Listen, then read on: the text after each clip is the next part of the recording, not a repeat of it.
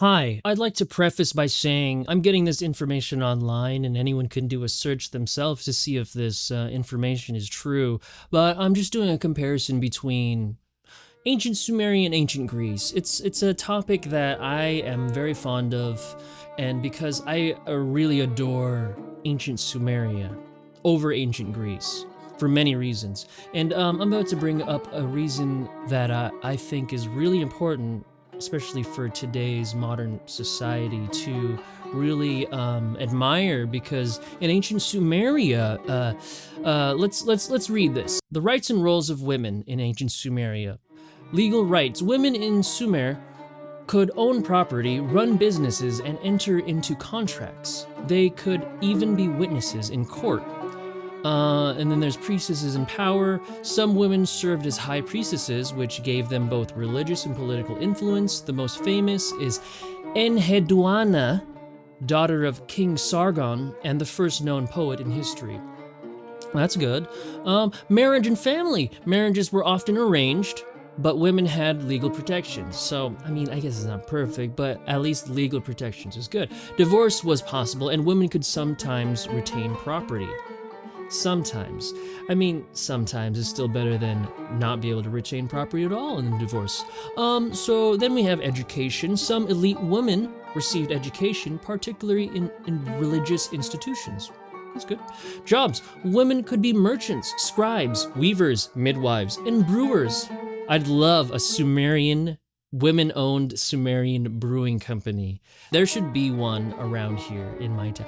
There should be a place where I can drink Sumerian women-owned brewery beer. And so let's compare that to ancient Greece. Let's see. Legal status. Women were essentially legal minors under the authority of their kyrios, male guardian. They couldn't vote, own land, or participate in politics. Oh no, that sucks to live in ancient Greece as a woman.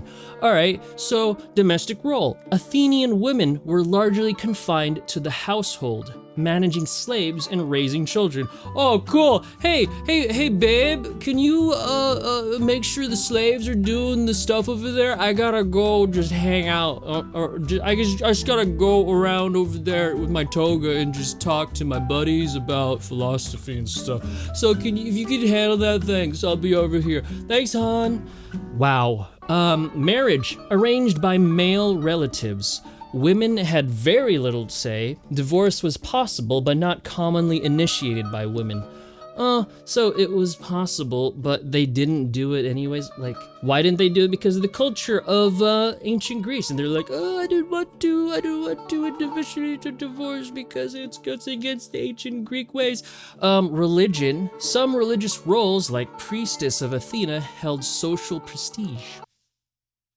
I don't know what that means. I don't know what that sentence means. I don't want to know.